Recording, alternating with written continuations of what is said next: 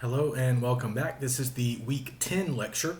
So today we are sort of concluding our unit on literary criticism and theory. I'm going to talk a little bit more about this stuff next week, but in a slightly different context. So next week we're going to talk about Cannery Row, the novel that we are working our way through, hopefully as we speak. And I'm going to talk a little bit about entering the critical conversation, which is a concept we've already discussed previously, but I want to get into it a little bit more next week as a form of preparation to get us ready for the big final paper that we will start talking about probably by like week 12. So this week we really conclude our tour of these different critical approaches. So by now we've already covered the text-based approaches. We did that 2 weeks ago. And then last week we covered several different context-based approaches. So like I said last week, I was really not comprehensive. I was just providing an overview of all of those different critical sort of approaches, those different kinds of apparatus that you can use. And I've posted notes, so if you guys need some of that information in written form, the notes are available in the modules. But I would also just mention that I've included a few approaches or theories in the notes that I haven't exactly discussed here in lecture. So don't be alarmed or confused by that.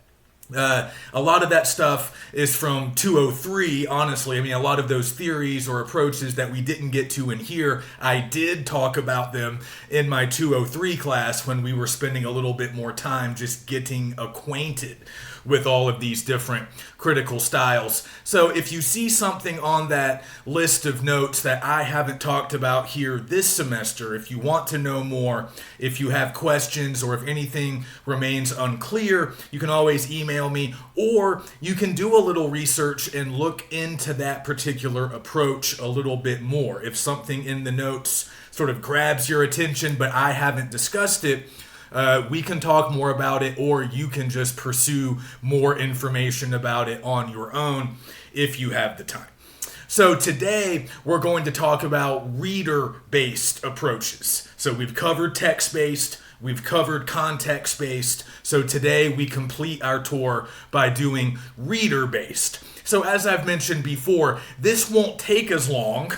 Certainly it won't take as long as covering all of those context-based approaches last week, because when we talk about reader-based, we're mostly just talking about what's called reader reception, sort of reader response. It's also called reception theory in some cases. So typically reader response or reception theory would be the two terms that get used the most. They can sometimes refer to different things, but they're very closely related. So we'll talk about those today. I'll try to give you an example of how this kind of work can really get done. A lot of students respond favorably to the reader-based approaches because the reader is now prioritized. We've had to sort of ignore the reader in the past. Remember formalism. Remember that first text-based approach that we learned about. We learned that the formalists, or the new critics as they were also called, they didn't care that much, right, about context. They didn't care that much about the author, and they did not care a whole lot about readers and readers' emotional responses to texts. So remember, I mentioned the affective fallacy, which was a concept the formalists came up with, and it basically just meant, readers get too caught up in their own emotions, their own sort of emotional responses to something that they read. And they actually argued that emotions can be sort of harmful because they lead you away from specific textual features. They lead you away from the text, right? That's a good way to get outside of the text, and maybe you're just thinking about yourself, or you're thinking about an experience of your own that maybe the text made you sort of remember or think about. So it's just kind of contrary to what the formalist wanted to do, which was take this rigorous sort of scientific approach to language. language, specific features of language, those formal features of the text, like we talked about. So that can feel restricting to some. I mean, I think it's fun, but it's fun to do, at times. We might not want to do that kind of really close textual analysis all the time. So reader response is a little bit more liberating. Many people find it to be.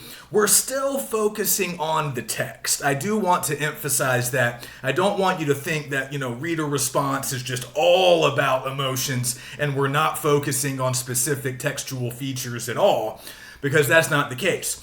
But now we're just sort of acknowledging the importance of readers. And that's what's kind of cool about this approach. It's what makes it kind of different, frankly, from the text-based approaches or even the context-based approaches, because even though readers were more sort of central to the context-based, remember we were talking about this last week, with those context-based approaches, we're often importing other disciplines, other ideologies, certain belief systems, other disciplines or fields of knowledge, and we're applying that stuff to our literary analysis. So the focus was still more on the contexts. And then with the text-based, of course, the focus was exclusively on the text. Now we get to spend some time thinking about readers.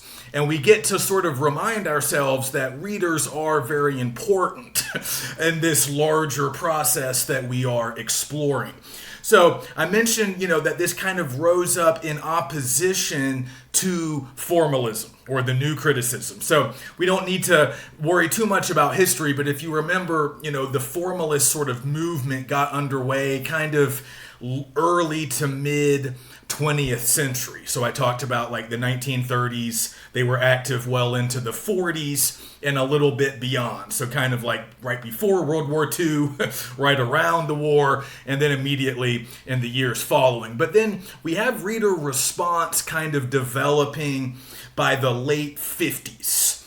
And we start to see a lot of scholars and critics move away from some of the rigid nature of that new criticism or formalism. And, again, the new critics believed that there was really only one true reading of any text. And if you sort of analyzed in the properly scientific way and, zeroed in on those features of language, you would arrive at the correct interpretation.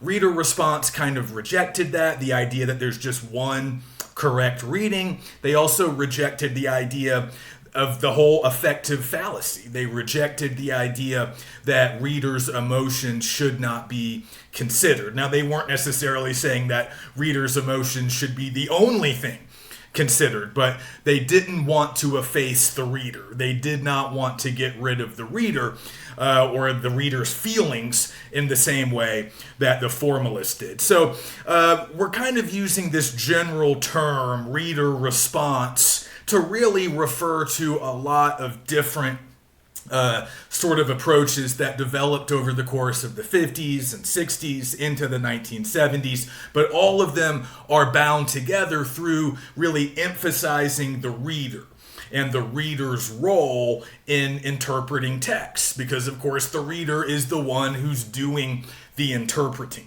So a key idea here, and one that a lot of students sort of find to be enjoyable, is the idea that not only are readers important, right? I mean, we can start there. Readers matter. Readers are important. So the first kind of level of it that we need to be aware of, again, is just this opening up of possible interpretations. There are multiple interpretations of any text that we can regard as valid. Now, we have to acknowledge that there are limits, there are boundaries, and we're going to talk about that in a moment. But again, the formalists, the new critics would have said, a reader's personal background, personal experiences, emotional state of mind, like none of that stuff matters. None of that stuff is in the text. Therefore, it doesn't really matter. But a lot of the reader response critics would say, no, of course, all of that matters because we all bring our own unique perspective to a work of literature. So, of course, our own experiences, our own lives, our own beliefs, our own values, our own unique personalities, they're all going to, at least in part, contribute to our overall interpretation of a text. And that's okay. And because everybody's different and everybody reads a little bit differently, we obviously have a very wide range of possible interpretations. But sometimes unlimited freedom can make us a little bit uneasy. So if we think about interpretation as being unlimited, that can sometimes almost take away the possibility of really finding meaning. If we think that there's just an infinite number of ways to read a text, that becomes kind of overwhelming. And the reader response critics did sort of notice, that can be a problem, but it can't be unlimited. We have to have some limit, some ceiling to the number of interpretations that any one text can yield. So their way of kind of dealing with this, their way of kind of limiting the number of different interpretations, still keeping it open, still keeping it, accessible to many, but to kind of limit the overall number of different interpretations, they came up with the idea that we call sort of the implied reader. So the implied reader is an imaginary creation. This is not a real person, but the idea, and lots of critics have written about this and kind of theorized about this, the idea is that when an author is writing a piece of literature, it doesn't matter what it is, a poem, a novel, short story, play, whatever, when the author is writing it, even if they're not consciously thinking this way, they have an implied or an imagined reader in mind at every step of the composition process. So as they're writing, as they're sort of revising a draft or, going through all the different steps of the writing process, they're always, at least somewhere in their mind, they're always aware of a sort of typical reader. That's what an implied reader is. This is like an imaginary person, but it's an imaginary person that represents typical readers, the kinds of people who would read this author's work. So this is very sort of relative. I mean, it's kind of, again, it's open and it's sort of dependent on what type of author we're talking about, because every author has sort of their own audience, or there might be slight differences between one intended audience for one author versus the intended audience of another. But kind of based on what we know about the author, based on what we know about the author's work, we can kind of figure out what their typical reader would be like. Who's the typical, what's the typical type of reader for, a really popular writer like Stephen King? You could think of it that way. It's a pretty broad group, but we can sort of identify certain traits that people who read Stephen King books probably share. And these people can be united across age and background and, all kinds of other differences, but they might share certain taste in genres. They might share, other characteristics in terms of what they like, what they don't like, stylistic things that they like in terms of writing style. So you can kind of do this for most authors. What is a typical reader like? And for a really popular author, again, it's going to be a really big group. I mean, there's going to be a lot of different typical readers because this is an author who has a broad readership. If it's a more sort of niche writer who only writes fantasy or sci-fi or some other very specific genre, and they really only work within that genre, or maybe they're a young adult author, so we can kind of identify their audience based on age group or strictly based on genre. This is a horror writer, that's all he does. Of course, Stephen King does more than that, but some, kind of stick to just one genre. So the audience there would be just potentially anybody who likes that specific genre. So you can get as specific as you want. With some authors, the potential readership is big and broad, but you can just kind of do this based on what you know about an author and that author's work. So that implied reader is supposed to be in mind for the author every step of the way. So there's certain expectations that kind of come along with that typical reader. And the author is aware of that. The author is trying to sort of meet what he or she perceives as basic expectations of their readers. Here's what my readers want. These are the ways I can give them what they want. Maybe here are some ways to keep them wanting more, to keep them on the edge of their seat, or whatever. So again, we can get really minute with this. We can get very specific. Some critics have said even at the level of sentence, like individual sentences are written with implied readers in mind. This is the kind of sentence that my readers like. This is the kind of paragraph that my readers want to read. These are the kinds of characters. This is the kind of plot. These are the types of themes. So the argument really, if you take it sort of in a big picture view, is that really everything authors do, or at least in part based on reader expectations, what readers want, what readers expect, and how readers are going to respond. So if we think that way, we can obviously see the importance of readers. Everything the author does is sort of based on readers and what readers want. But there's a couple of other things to remember about this implied reader concept. And some people took issue with it because, again, depending on what author we're talking about, we're often going to imagine, we're going to have to make a lot of assumptions about this implied reader. And some people have pointed out that implied readers are often somewhat sophisticated in terms of the way they're imagined, maybe by authors or by people like us who are trying to recreate this based on what we think the author had in mind. So we're often thinking about a pretty sophisticated reader, an educated person, somebody who obviously reads for pleasure. I mean, that kind of goes without saying. Somebody who likes to read literature as a leisure activity, or perhaps they're doing it as an academic pursuit.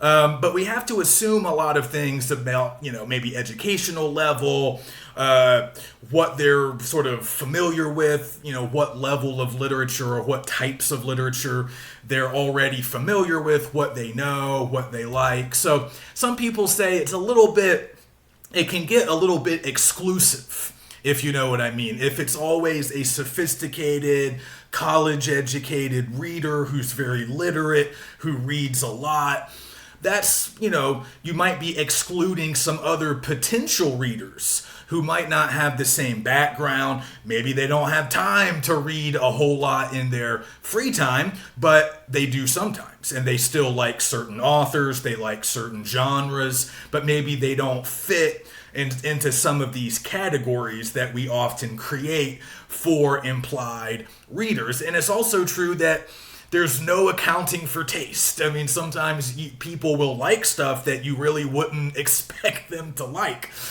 We all make assumptions about people, and sometimes those assumptions are false. So we might meet a person, we form an impression of what kinds of stuff this person reads, or if this person's a reader at all, and then we might find that they actually have interests that confound us or did not match our expectations. So it can be a little bit of a roll of the dice. A little bit of guesswork is involved when you're talking about implied readers.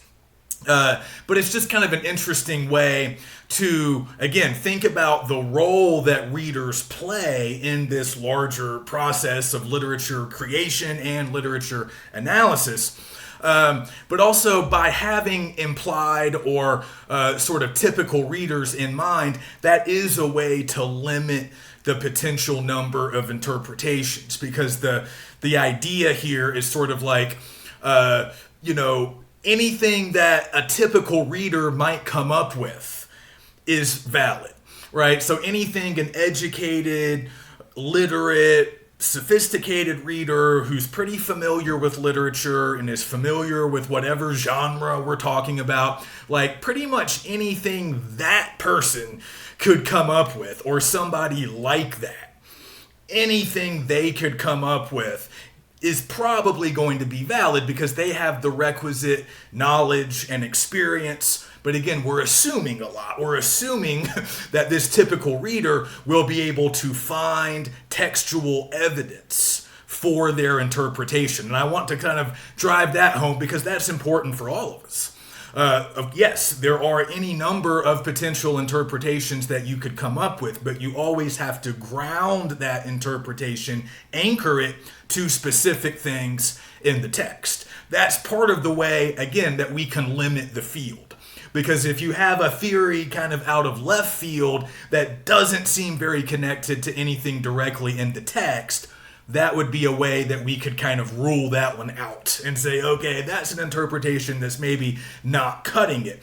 But as long as you can support it with evidence, and as long as it kind of falls within these boundaries of what a typical reader might think or say, then it's going to probably be accepted in a paper, in a discussion, or some other forum. So that's kind of the idea. And a lot of students like that because we largely operate according to this logic. Again, reader response has become a very popular way, I think, for a lot of students and instructors to just think about literary analysis, to talk about it, to conceive of it. It's kind of how it works. We're not demanding that everybody arrive at one reading.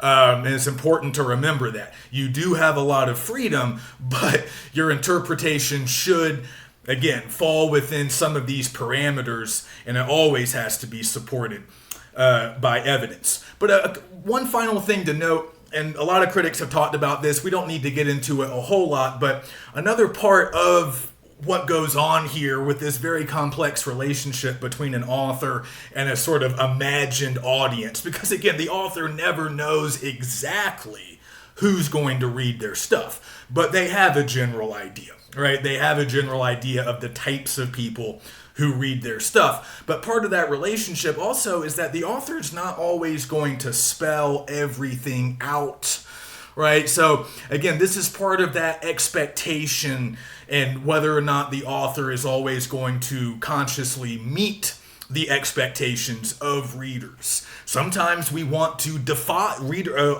writers might want to defy expectations, surprise people, give people something different, or make them at least like delay their gratification. So in some cases, a lot of what we can examine when we're thinking about implied readers are the things that authors aren't telling their readers. The gaps, the blank spots. Sometimes, these are put there intentionally so readers have to do a certain kind of work. The author doesn't tell us everything. Sometimes the author wants us, the audience, to perform certain tasks, certain cognitive tasks. We need to figure certain things out. We need to catch certain references. We need to make certain connections.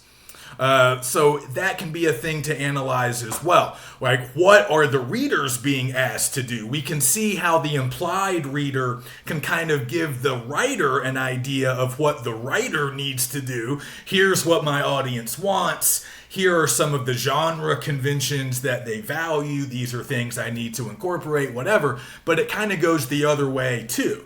Sometimes the writer is placing demands on the reader and saying, I want you guys to figure this out. I'm not going to spell this out for you. I want you to figure out the meaning. I want you to make the connection, whatever it is. And then finally, my last thought here on this particular topic is a reminder of something we learned from the structuralists and the post-structuralists back when we were doing our text-based approaches. Remember, meaning does change. Meaning is not always fixed. So the meaning of a text isn't always going to be stable through time.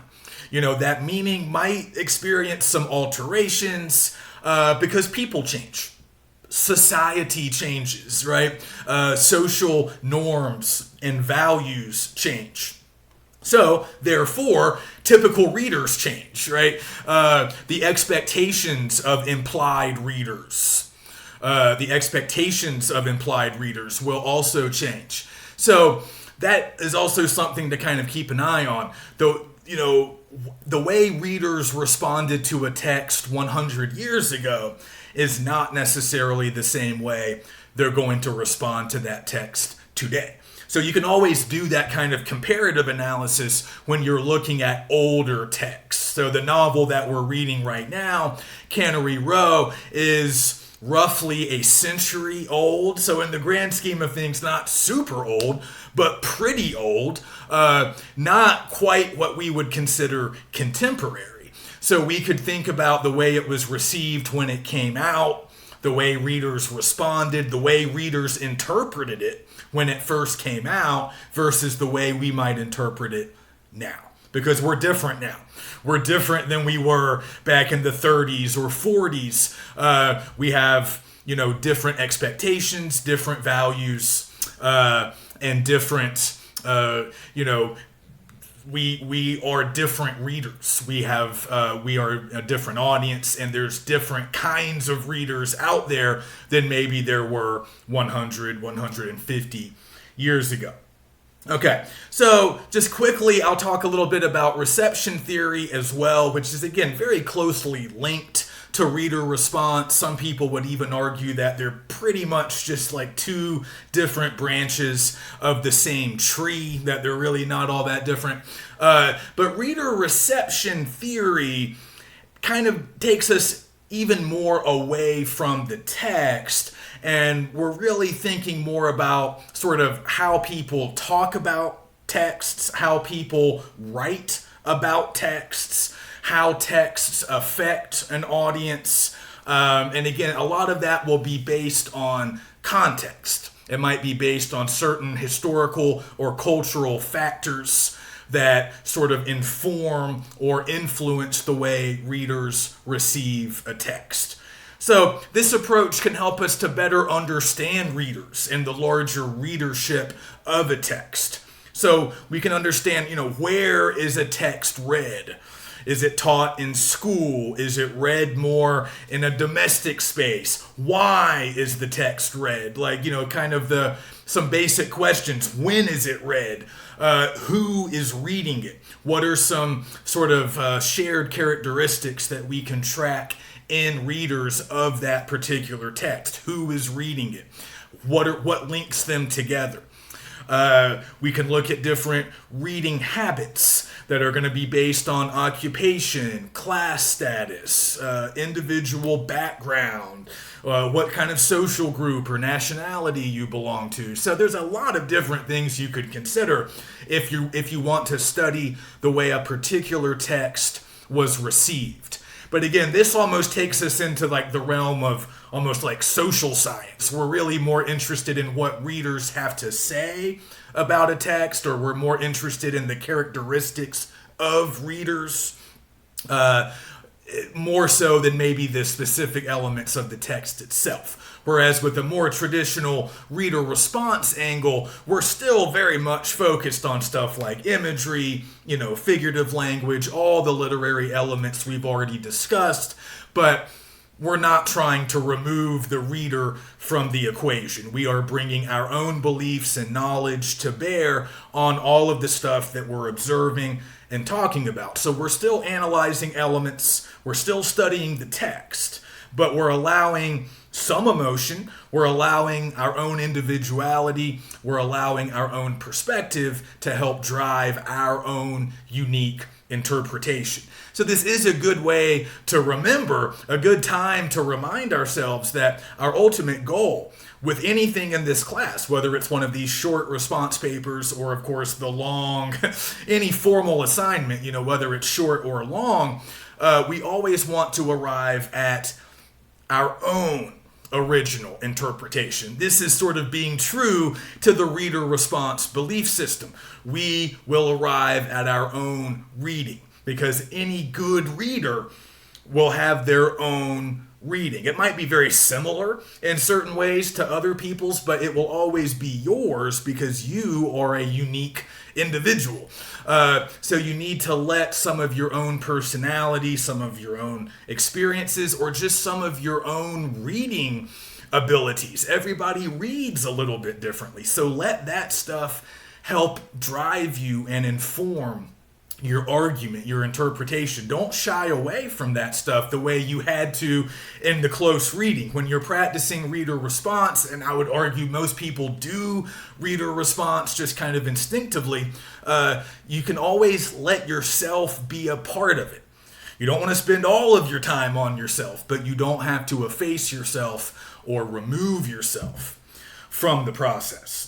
All right, so what I want to finish with today, we'll keep this lecture relatively brief, but I have a little bit of an example, sort of an anecdote that I want to spin for you guys to kind of illustrate how this works and why this is often viewed to be kind of viewed as sort of a liberating way to approach literature. So this is a famous story. It might be apocryphal. I don't know if it's 100% true or accurate, but I've been telling it for years. So at this point, I've treated it as the truth for so long, I figure I might as well continue. But even if parts of it are embellished, it still illustrates exactly kind of, I think, how we should look at this and how we should view our own power and our own role in this larger process of reading and analyzing literature. So there's a famous scholar named Stanley Fish who was very influential in the reader response movement. And Fish was a celebrated scholar,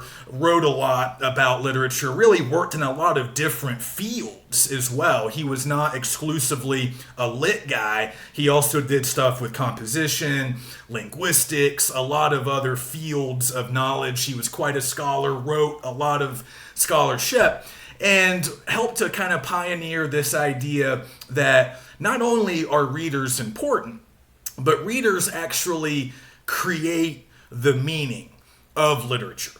So we have this way that we commonly think about literature, and it's a little bit of a fallacy. That's kind of what Fish was pushing against. We have this idea that literature, whatever it is like some kind of a container, and there's meaning inside the container, and it's up to us to access that meaning, to figure it out, to pull it out, of the container, to get it right. That's often how students approach literature, right? And again, it's a little bit like what the formalist said. There's that one right answer, and you're looking for it. And if you don't find it, then you might, regard that whole activity as a failure.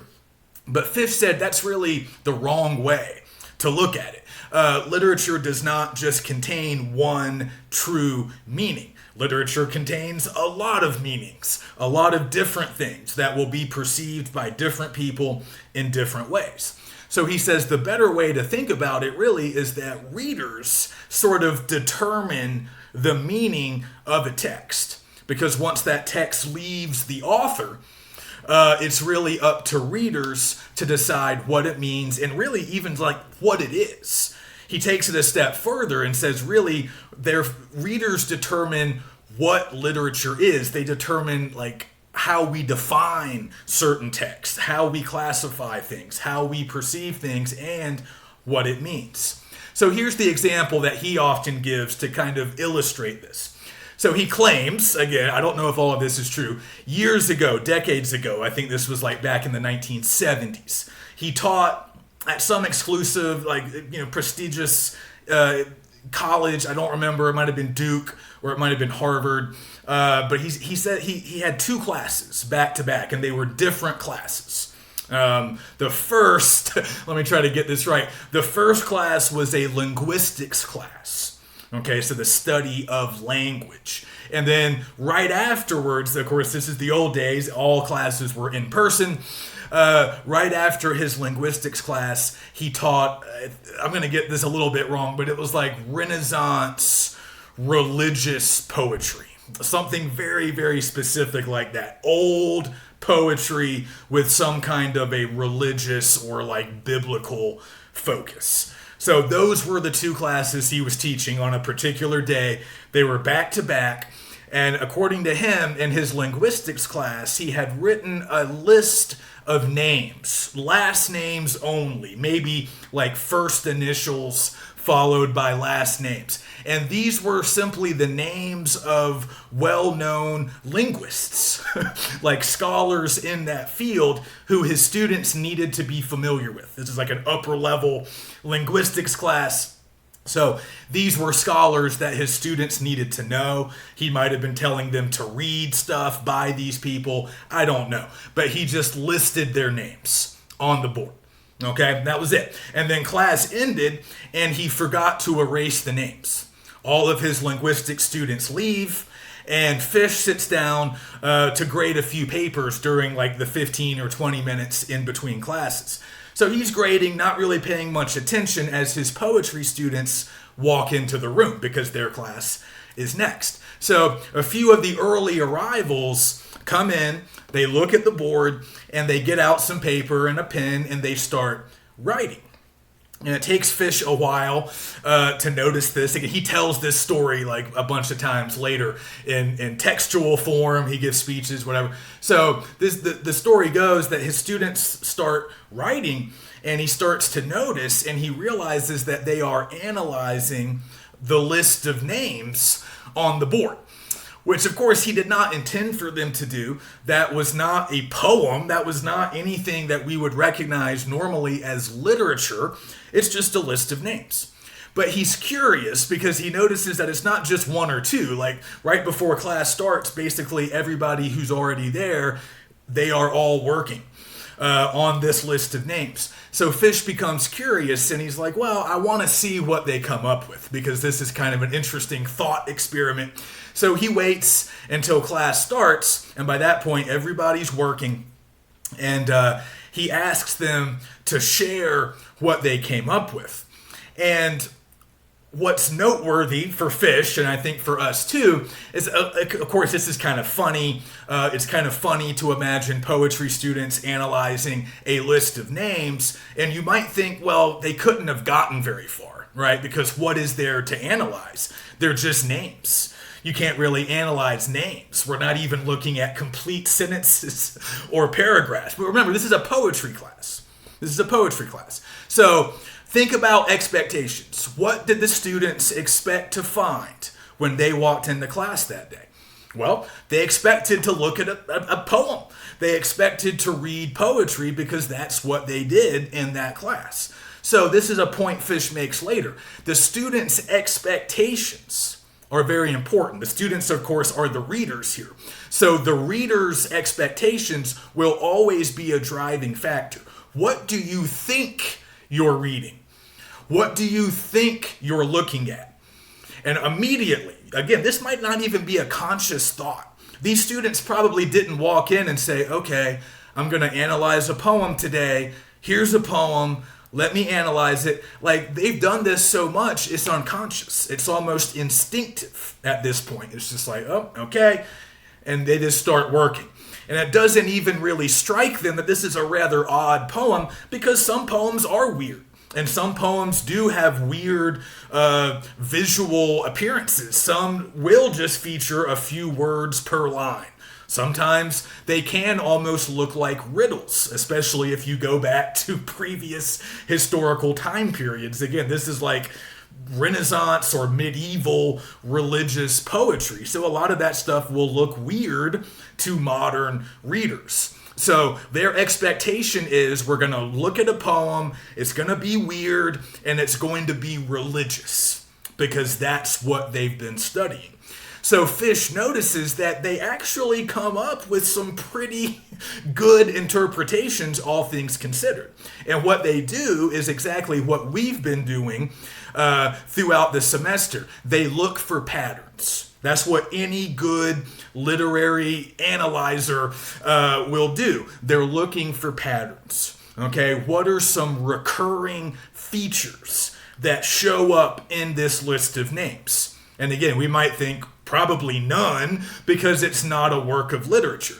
But they found some. And they found stuff that Fish had not even noticed previously. So I don't have this written down anymore. I used to have like Fish's story like in my own words. And I had the list of names that he had written on the board. I've lost that document over the years. I've only retained a memory of a few of the names. But they do give you an idea of what the students were able to accomplish. So a lot of these names kind of had religious imagery built into them. It was really a coincidence. It was not something that Fish planned. Again, nobody designed this list of names to be literature. It just kind of worked out that way. One of the names was Rosenbaum, which I think technically means like a branch of like a rose bush or shrub. One was Levin, which might not mean much to you, like Levin, Levin.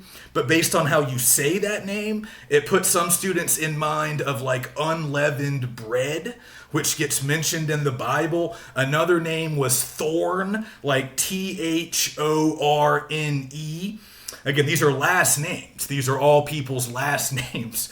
So again, Thorn, I think, put somebody... Thorn and Rosenbaum, those two names together, I think put people in mind of the Virgin Mary, who's referred to, I think, in the Bible. I'm not a biblical scholar, but I think she's referred to as a rose without thorns. Or at least the students knew that. So they're analyzing each individual name and they're finding religious significance in almost all of the names. They're also finding connections between names. And they're kind of concocting a little bit of a narrative as they kind of explain what this very strange poem is all about. And one of them, I think one student, according to Fish, even counts all of the individual letters, because this is the kind of work they've been doing with other poems. So he counts up all the letters and he determines, I think this is true, but I don't have the complete list, but he determines that the three individual letters that occur the most often are the letters S, O, and N, which of course spell son, maybe the Son of God. That makes them think of Jesus. So they think that's a reference to Jesus. There's a reference to Mary. There's references to bread and other specific objects and ideas from the Bible. So they pretty much interpret every name and they come up. Of course, everybody's got a slightly different reading, but as a class, they're able to sort of come up with a pretty good interpretation of this poem. And once they're done, Fish finally breaks the news and says, listen, this isn't a poem. This is just a list of linguists. It's from my previous class. I didn't even mean for this to be on the board when you guys came in. I just forgot to erase it. But Fish takes a lot of significance from this event. It's kind of funny, but for him, it's more than that. It indicates that based on what the readers did, based on the reader's expectations, based on how they had been trained to read as well, looking for patterns, looking for connections, looking for imagery, symbolism, figurative language, all the stuff that we look for in poetry. By doing all of that, they made that list of names into a poem. That's sort of the larger conclusion that Fish arrives at. He's like, I didn't intend for it to be a poem, but the readers made it a poem. Because that's what readers do. Readers ultimately decide what it is they're looking at. And again, that is largely based on our expectations. When we sit down and start reading something, what it is, how we classify it is going to be based on what we've already learned in previous classes, what we've already read, and sort of our own beliefs and our own ways of reading. So we generally know what a novel sounds like and looks like. We know that a poem is typically different.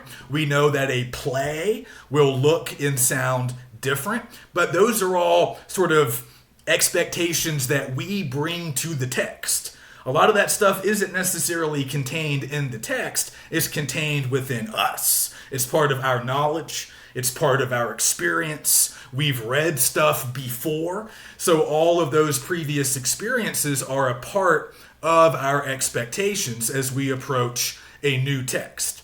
So if that text has certain characteristics or qualities that we've learned to associate with poetry, then we're going to think of it as a poem, even if maybe it wasn't intended to be, or even if others wouldn't necessarily see it that way. But for this particular group of readers, because they had all been trained at the same institution, right? They were all English majors. They had all taken high-level literature classes. They were able to interpret a list of names as a poem. And Fish would say, really, they created meaning. There was no inherent meaning in that list, right? There was no real attempt at creating literary meaning. It was just a list of names. But the students, with their expectations, their training, their individual thoughts and ideas, they were able to turn that everyday, unexciting item, a list, they turned it into literature. And they created meaning that did not previously exist in it. So Fish said, really, we always do that. This is kind of an extreme example, but we always do that. Whether it's a novel, short story, or something that maybe not everybody would even regard as literature, we can always do that. We can always invest it with meaning based on how we read it, based on how we understand it. But again, that's largely going to be informed by expectation, what we've been trained to do as students, and our previous experiences as readers. But for Fish, that's really profound, because that means that readers really do create meaning. We're not passive receivers of meaning.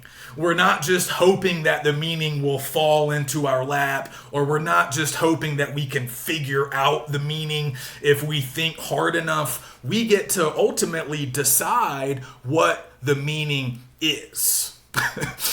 So I used to try to do this with my English 101 classes. I tried to create a similar type of document to what Fish had on the board. I didn't have a list of linguists, but I found a document that would not usually be regarded as literature. Nobody sat down and wrote it as a work of literature. It wasn't intended that way, but I thought it could be read as literature. So it was a real thing. I had to recreate it, but I had sort of a template in mind. It was a real document from when I was in graduate school years and years ago. I had to share an office with several other grad students, and every such office door had just a piece of paper, usually hanging on the outer part of the door, and it listed the office hours for all of us in that office, because we all taught in addition to being students. So it would have our office hours for students, but also that document had to have, this was required by the university, it had to have a list of all of the things, like all of the items, physical items that we had in the office. This was a way to limit theft, because on the list, everything that was provided by the university would be in one category, and everything that we, the occupants of the office, had brought in was also listed. So administrators could tell what was ours and what belonged to the university. So if anything that belonged to the university went missing, they would know who to contact. So that was all the document was. It had a list of all of our names. So again, similar, we have a list of names, first initials followed by last names. Okay, mine was one, but there were like 6 of us. So there were 6 names, including Lackey, a list of items and times for office hours. And that was pretty much it. So the items were things like that. We had a microwave, we had a coffee maker, we had a printer, 3 desks, 1 bookshelf, I don't know how many chairs. We weren't all in there at once. We had to sort of stagger our office hours. You could have 3 people in at one point, and then 3 different people on different days, whatever. So that was the information. Not literary, no real attempt to make it literary. It's just informational, right? And every office housing grad students had a document just like that. So I recreated ours, and I gave it to my English 101 students without really any explanation, because Fish did not provide any explanation for his students. And the whole idea is a lot of times you don't have to, right? We forget because we're in school and I'm giving you guys so much instruction, but normally through most of your life, most of the things that you read without anybody else's help, really. You don't usually get an introduction to some text that you're going to pick up unless you're in school, but I wanted to recreate what happened in Fish's class. So I just handed out, this was years ago, I just handed out copies of that document. And I told my class, I just want you guys to interpret this. Tell me what this means. And don't worry about right or wrong. There's multiple potentially right answers. Just have fun with it.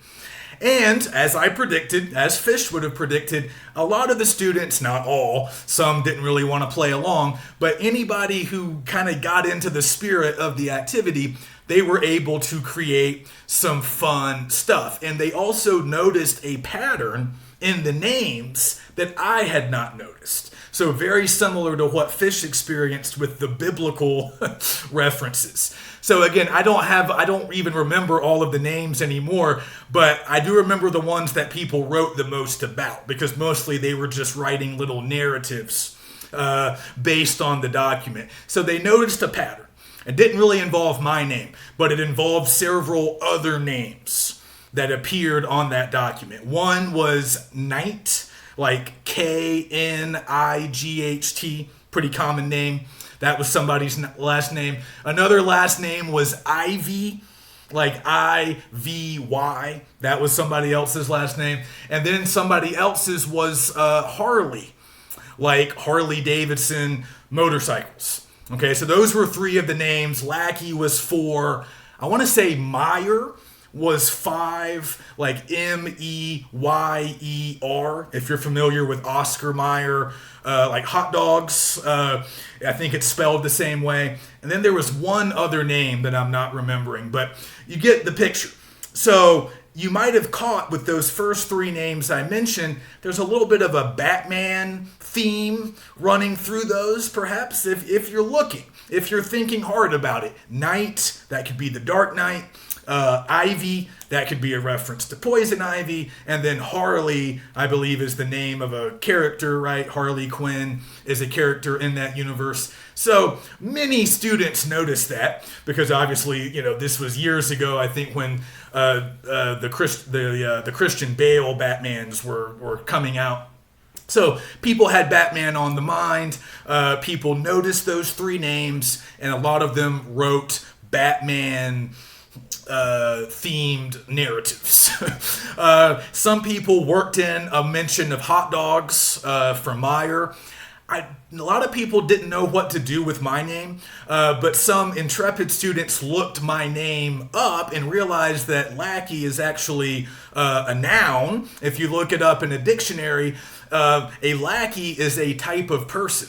And this is not exactly flattering for me. A lackey is a servant, but not just a servant, a very low-ranking, servile servant. So not even like a cool servant, like kind of like the worst kind of servant, or like the lowest ranking servant. And they're often thought of as being sort of toadies, yes men. If the word is used at all nowadays, it's usually used in kind of a negative way. Oh, he's just a lackey. He's just doing what he's told. It's not good. You don't want to be a lackey if you're thinking about it that way. So some students looked up my name and saw that. So in their narrative, I was like Bruce Wayne's servant or something, or like I worked for Alfred, like I was a part of it in some way. And then there was like the Oscar Mayer hot dog truck was in some of the stories. I mean, some of them were pretty cute and pretty fun. Some people really kind of, enjoyed it and allowed their imagination to take hold. But the point is, it wasn't that hard.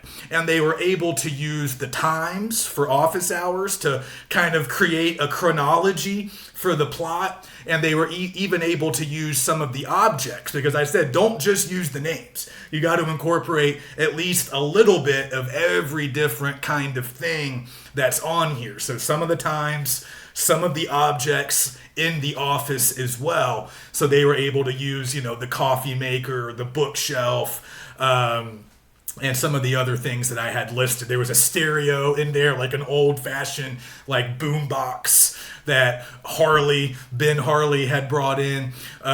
So people, one of the Office people, so they incorporated that as well. So kind of proving Fish's point that if you regard it as a work of literature and you come in with that expectation that, okay, these are characters, these are narrative elements listed here, but they're just kind of all jumbled up and now we have to make sense of them.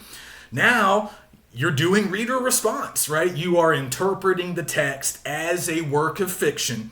And if you want to do that and you're doing it in a sort of thoughtful way, you can create meaning in that text, even if that meaning did not previously exist. It might not have been intended by the author, but that's okay because you, as the reader, you have the power to do that. So your individual interpretation, as long as you can support it, as long as you have evidence for it, it's valid, it's good, people will want to hear it.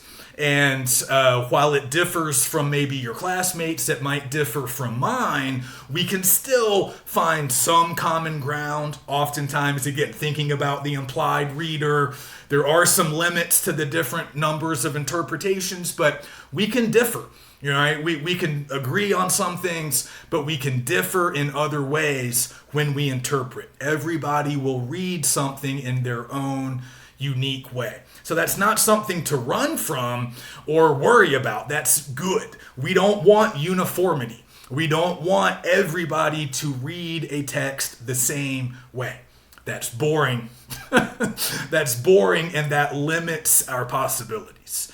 So reader response really is about opening that field of possibility. But again, remember, we always need evidence. Think about implied readers. Think about what a typical reader wants, expects, experiences, feels. We don't have to get rid of emotion, but eventually we want to move beyond emotion, and we still want that rigorous analysis of individual features in the text.